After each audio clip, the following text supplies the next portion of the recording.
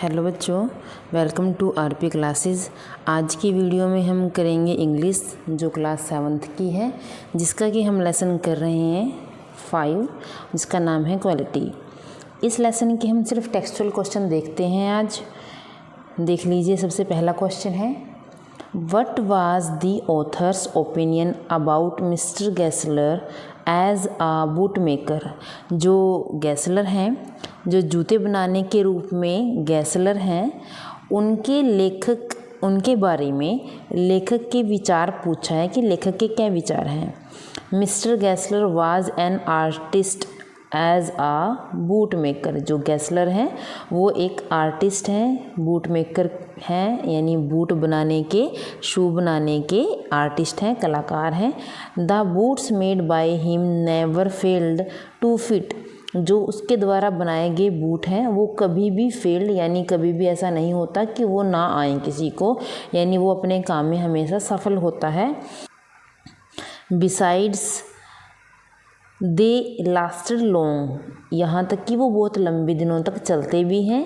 He was beaten by big firms, यानी जो बड़ी बड़ी कंपनियां हैं, उसको जो बड़ी बड़ी फर्में होती हैं बूट बनाने की, उन्होंने उसको क्या दे दी, मात दे दी। But he never compromised with the quality, फिर भी उसने कभी भी अपनी जो क्वालिटी है, गुणवत्ता है, उसके साथ कभी भी समझौता नहीं किया।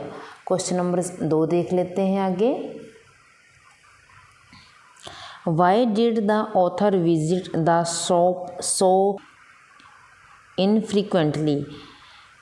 क्यों जो लेखक था दुकान पर कभी कभी ही क्यों जाता था। The author visited the shop for boots. Author कहाँ किस लिए जाता था, दुकान पर जूतों के लिए जाता था। मिस्टर गैसलर मेड वंडरफुल बूट्स, और जो मिस्टर गैसलर थे वो बहुत शानदार जूते बनाते थे। द बूट्स लास्टेड लॉन्ग, और बूट्स थे बहुत लंबे समय तक चलते थे। So the author visited him only when he needed a new pair of shoe. इसलिए ऑथर कब जाता था, जब उसको ज़रूरत होती थी एक जोड़ी जूतों की, और जूते अच्छे बनाने की वजह से लंबे दिनों टाइम तक चलते थे, इसलिए वो बहुत कम दुकान पर जाता था। क्वेश्चन नंबर 3 देख लीजिए। What was the effect on mister Gessler of the author's remark about a certain pair of boots. कि जूतों के एक विशेष जोड़े के बारे में लेखक द्वारा की गई टिप्पणी का गैसलर पर क्या असर हुआ। क्या आंसर बनेगा इसका। One day the author remarked mister Gessler that last pair of boots creaked, यानी जो एक दिन उसने कहा कि आपके जो मैं पिछले बार बूट्स लेकर गया था वो थोड़ा ची ची करते हैं, या जैसे क्रीट का मतलब चरमराते हैं। दिस मेड मिस्टर गैसलर मम, इसकी वजह से क्या हो गया, वो चुप हो गया। He accepted the author to withdraw his remarks, वो चाहता था कि जो ऑथर है वो अपनी बात को वापस ले ले।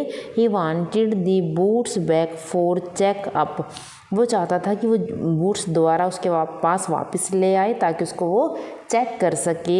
He said that he would not charge if he found them bad, उसने कहा कि यदि वो ख़राब हैं तो उससे वो उसका कोई पैसा नहीं लेगा।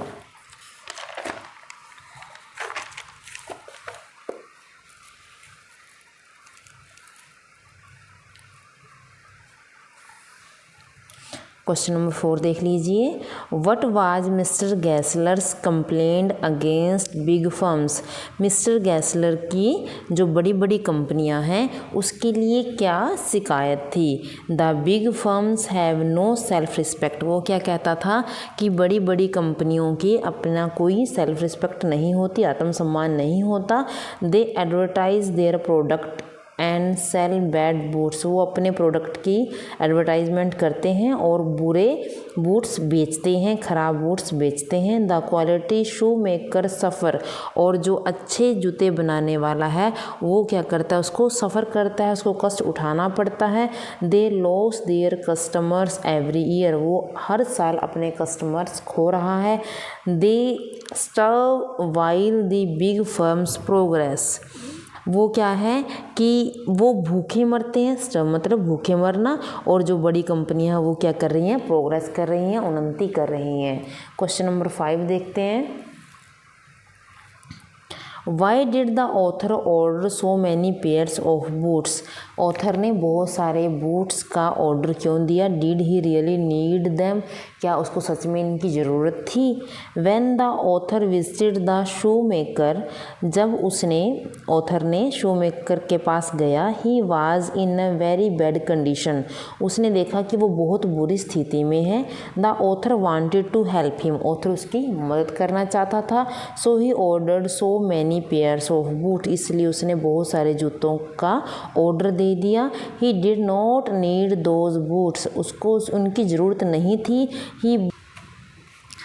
हिज बूट्स लास्टेड लॉन्ग, उसके जूते लंबे टाइम तक चलते थे। He ordered them for he wanted to help him, उसने उनका ऑर्डर दिया क्योंकि वह उसकी मदद करना चाहता था। Thank you.